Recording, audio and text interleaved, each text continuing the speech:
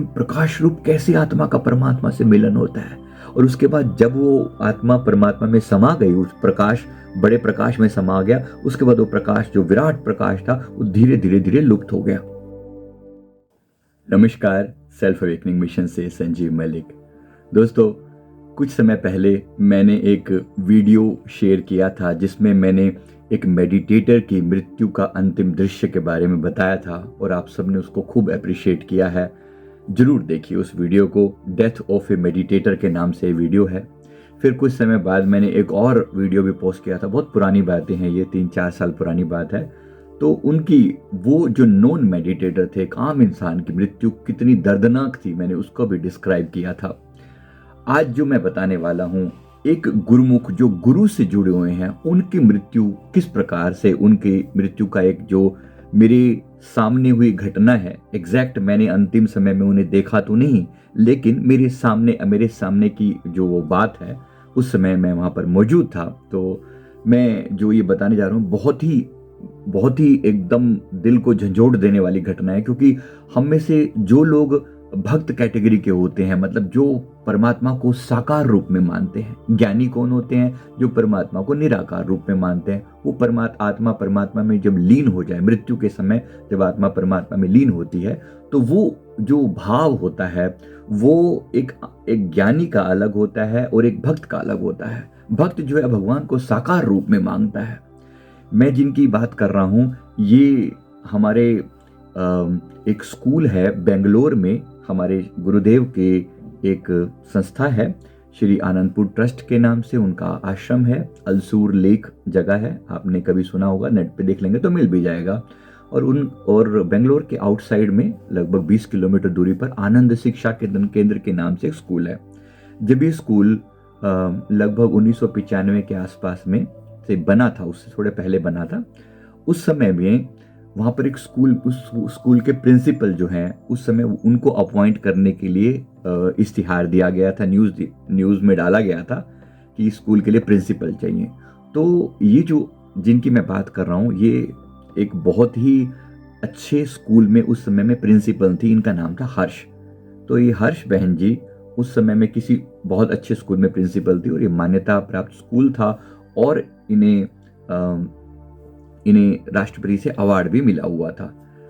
उन्होंने जब ये इश्तिहार देखा तो अपना वो एक पावरफुल स्टेटस छोड़कर एक छोटे से स्कूल में उन्होंने गुरुदेव के कृपा से ज्वाइन किया। मैं आपको जब तक हिस्ट्री नहीं बताऊंगा, पूरी बात समझाना जो है वो अधूरा रह जाएगा। तो जब ज्वाइन किया तो उनका पूरा जीवन सेवा को समर्पित था।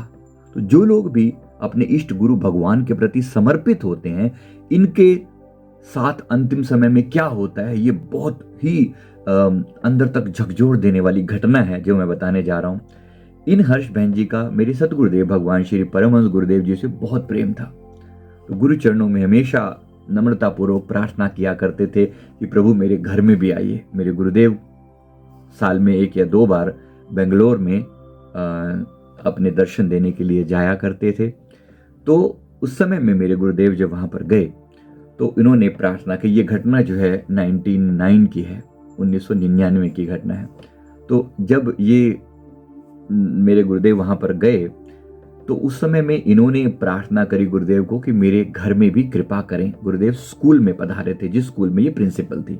ये स्कूल में पूरे हित चित से खूब सेवा करती। उन्होंने प्रार्थना करी कि गुरुदेव मेरे घर पर आइए। तो हमारे श्री गुरुदेव जी ने फरमाया कि हम आपके घर पर आएंगे, जरूर आएंगे, ऐसा प्रॉमिस किया। अब सदगुरु का प्रॉमिस कितना ऊंचा होता है। और अंत में जो घटना घटी वो इतनी दिव्यता से भरपूर थी कि जब इन्होंने प्रार्थना करी तो गुरुदेव ने उसको अपने हृदय में नोट किया कि हाँ, इनके घर में जरूर जाना है। इसके बाद ये लगातार अपनी सेवा करती रही, खूब सेवा करती। मतलब जो भी काम अपने स्कूल का मैनेजमेंट का काम होता उसको सेवा समझ के करती। हमें भी इसी प्रकार सेवा समझ के ही अपने हर कार्य को करना चाहिए। जो भी काम करना है, काम तो वैसा ही है जैसा हम संसारी रूप से एक आम इंसान करता है, लेकिन जब दिल परमात्मा के साथ जुड़ा होता है तो वही काम आपका सेवा बन जाता है, वही काम आपका समर्पण बन जाता है, वही काम आपको परमात्मा से मिलाने वाला बन जाता है। तो समर्पित भाव से काम करना। तो समर्पित भाव से काम करना, वो करते। जो भी काम ऑफिस के काम होते, स्कूल की मैनेजमेंट का जो भी काम होता, पूरे दिलो जान से उस काम को किया करते। और हमेशा मन में होता कि मुझे तो सेवा करनी है, मैं सेवा कर रही हूँ, मैं अपने गुरुदेव की सेवा कर रही हूँ, मैं अपने गुरुदेव की सेवा कर रही हूँ। ये समर्पण बेशकीमती है दोस्तों, बेशकीमती। जरा कभी भी कुछ भी समझ में ना आए ना, तो भगवान श्री कृष्ण के अंतिम जो 18वें अध्याय की पंक्ति याद कर लेना कि सर्वधर्मान परित्यज्य मामेकम शरणम व्रज। तो ये वो थे हर्ष बहन जी जिन्होंने मामेकम शरणम व्रज को पकड़ लिया था कि बस एक प्रभु के शरण में चले जाना है, गुरुदेव की शरण में चले जाना है। अहम त्वा सर्व पापेभ्यो मोक्षयिष्यामि मा शुचा, मैं तुम्हें सभी पापों से मुक्त कर दूंगा, तो इसमें तनिक भी संशय नहीं करना।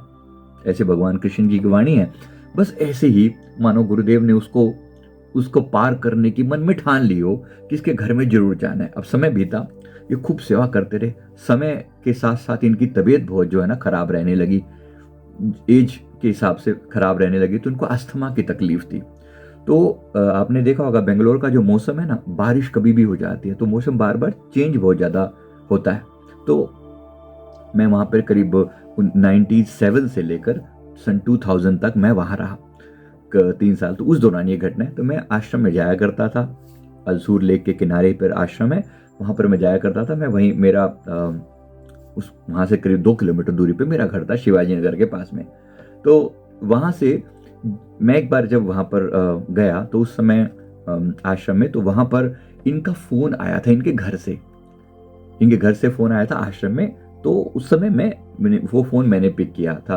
तो मैंने वहाँ के जो संत जी थे उनसे वो परमिशन लेना चाह रहे थे कि मैं स्कूल जाऊं या ना जाऊं, मेरी तबीयत बहुत ख़राब है। तो जब भी स्कूल जाना होता, स्कूल की वैन जैसे ना, स्कूल में से सभी टीचर्स को शहर में से लेकर, सभी टीचर्स को और प्रिंसिपल को वैन जो है लेकर वो स्कूल तक जाती, और स्कूल में फिर पूरा दिन ये लोग अपना सेवा करते और फिर वापस सबके घरों पर आकर छोड़ जाती। तो एक दिन जब इनका सुबह फ़ोन आया कि मुझे स्कूल जाने का मेरा भाव है, लेकिन मेरी तबीयत बहुत ख़राब है, मैं जाऊं या ना जाऊं। तो हमारे जो संत जी थे आश्रम पर, उन्होंने इनको कहा कि देखो, अपनी पहली तबीयत को देखो, तो अपनी तबीयत के हिसाब से जो तुम्हें ठीक लगे करो। इन्होंने कहा कि मेरा दिल तो है, मैं जरूर जाना चाहती हूँ। तो उन्होंने कहा कि जो आपको ठीक लगे वो आप करो, जो आपको सबसे उचित लगे। इन्होंने मन में ठान लिया कि मुझे स्कूल जरूर जाना है। ये घटना यहीं से जुड़ी हुई है, इसीलिए पूरी बात मैं बता रहा हूँ। ये सुबह के लगभग 6:30 पौने 7 बजे का टाइम था। उस समय में ठंड के दिन चालू हो चुके थे और धुंधलका था, अंधेरा सा था। तो जो वैन है इनको लेने के लिए, स्कूल की वैन इनको लेने के लिए बाहर आई, और बाहर से वो हॉर्न बजा रहे हैं कि आ जाइए। अब ये जो है मन में ये भाव लेकर निकले हैं कि मुझे स्कूल जरूर जाना है, मुझे स्कूल जरूर जाना है, मुझे सेवा करनी है, मुझे सेवा करनी है। देखिए, हर एक की परीक्षा होती है। एक गुरुमुख जो व्यक्ति गुरु के प्रति समर्पित है, परमात्मा के प्रति समर्पित है, शरीर सबके ऐसे ही हैं, सबको तकलीफें झेलनी पड़ती हैं। और जो गुरु परमात्मा के साथ जुड़े हुए हैं, आध्यात्मिक लोग हैं, इनको तो थोड़ी जरूरत से ज्यादा तकलीफें झेलनी पड़ती हैं। तो इनको जब इनके अंदर लगन थी जाने की, मुझे अपने गुरु के कार्य के लिए जाना है, मुझे अपने गुरु के कार्य के लिए जाना है, मुझे सेवा करनी है, मुझे सेवा के लिए जाना है। इनके पतिदेव इनके साथ थे। इनकी 2 बेटियां जो हैं वो किचन में खाना वाना बना रही थी।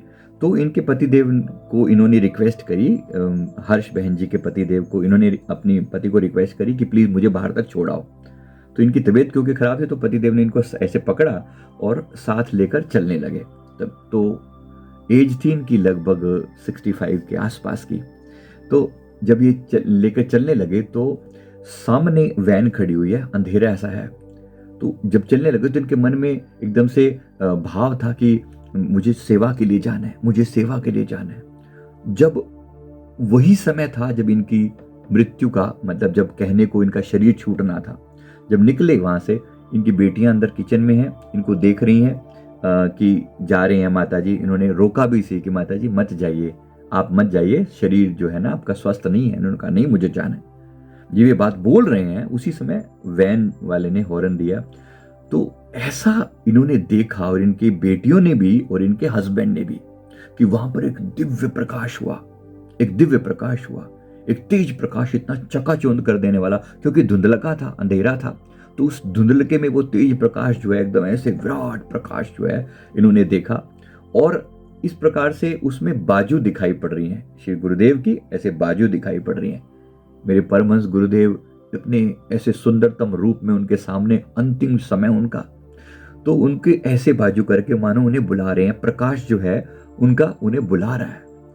अब एक भक्त के मन की अंतिम अवस्था कैसी होती है, और जब ये सामने देख रहे हैं कि मेरे इष्ट गुरु भगवान, जिनको मैंने सारा जीवन अपने प्राणों से ज्यादा प्रेम किया है, आज वो प्रकाश रूप में वो मेरे सामने, उनके हाथ उनके दो रहे हैं, उनका चेहरा जो है ना स्पष्ट नहीं दिख रहा था। इन्होंने मानो दिल में एक आह भरी कि प्रभु दर्शन तो दीजिए, दर्शन तो दीजिए। तो उस समय में इनके पतिदेव ने भी देखा कि उनको भी हाथ ऐसे दिखाई पड़े, और थोड़ी ही देर में इनके अंदर से, अरे मेरे गुरु महाराज आ गए, अरे मेरे सदगुरु आ गए, मेरे इष्ट आ गए, मेरे गुरु महाराज आ गए। ऐसे भाव से इन्होंने ऐसे हाथ किए, मानो गुरुदेव के कर हाथ जो है वहां से दिख रहे हैं, और यहां से इनके हाथ, इन्होंने कहा अरे मेरे गुरुदेव आ गए लेने के लिए। तो ये उस समय में इनकी बेटियों ने भी, और दोनों बेटियां और इनके पतिदेव ने बताया कि इनके अंदर से एक ऐसी झटका सा जैसे लगा, और इनके अंदर से एक चेतना जो है ना, एक प्रकाश की चेतना निकली, और धीरे धीरे सामने जाके देखा कि श्री सदगुरुदेव भगवान जी का वो जो आब था, जो उनका ऑरा था, उनके ऑरा में जाकर समा गए। इनको गुरुदेव का चेहरा नहीं दिखाई पड़ा, इनको गुरुदेव का चेहरा नहीं दिखाई पड़ा, वो इन्हीं को दिखाई दे रहा था, हर्ष जी को। तो उनको जब मेरे गुरुदेव आ गए, मेरे गुरुदेव आ गए, मेरे गुरुदेव आकर, नेत्रों से टप टप अश्रु आ रहे हैं, लेकिन वो प्रेम और भाव के अश्रु हैं। तो जो वो देखा उन्होंने कि ऐसे उन्होंने बाजू करी, और एक प्रकाश का पुंज जो है जाकर उसमें परमात्मा में और सदगुरुदेव के सुंदर ऑरा में लीन हो गया। ये एक इतना सुंदर दृश्य था जब इन्होंने देखा। हालांकि उनकी मृत्यु हुई है, सांसारिक भाषा में तो मृत्यु है। माँ के बच्चों को, अपनी माँ के जाने का कितना दुख होगा, एक पति को अपनी पत्नी के आंखों के सामने जाने का कितना दुख होगा, कितनी पीड़ा होगी।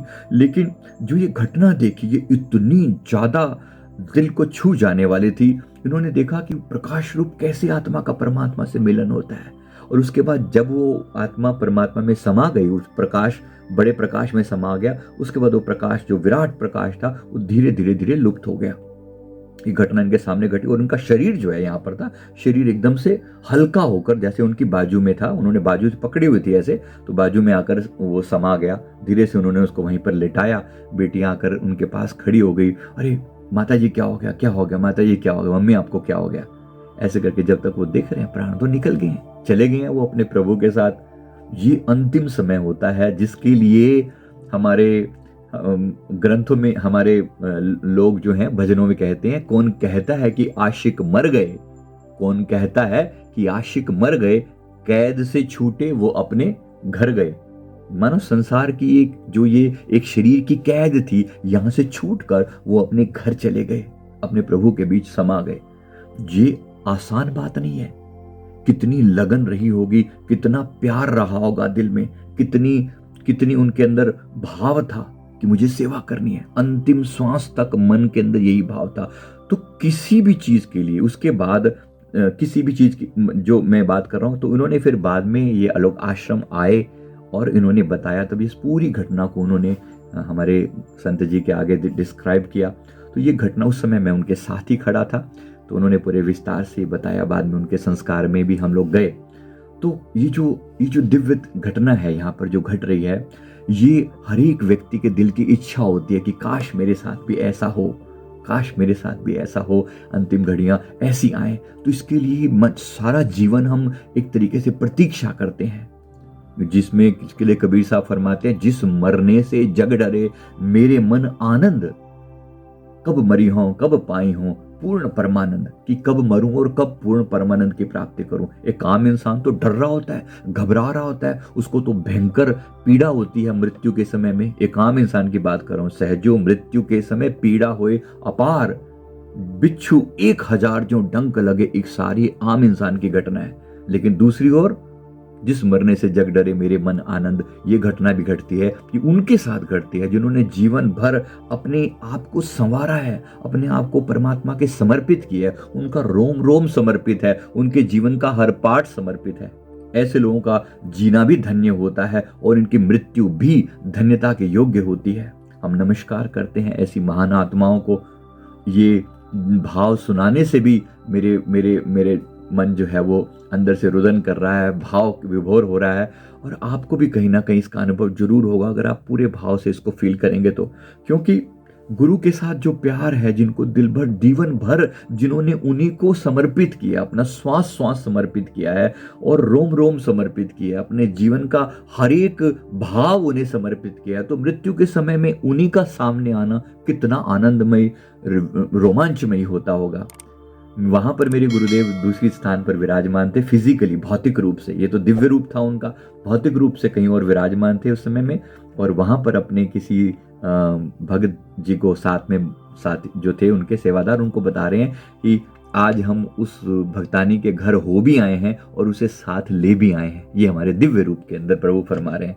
तो ये घटना हमारे साथ भी घट सके, इसके लिए ही हर इंसान प्रार्थना करता है। तो हम भी अपने जीवन को समर्पित कर पाएं अपने गुरु के प्रति, अपने इष्ट के प्रति, परमात्मा के प्रति, परमार्थ के प्रति समर्पित कर पाए, कि हमारे साथ भी, हमारी भी मृत्यु ऐसे हो कि हम अपने प्रभु के साथ लीन हो सकें।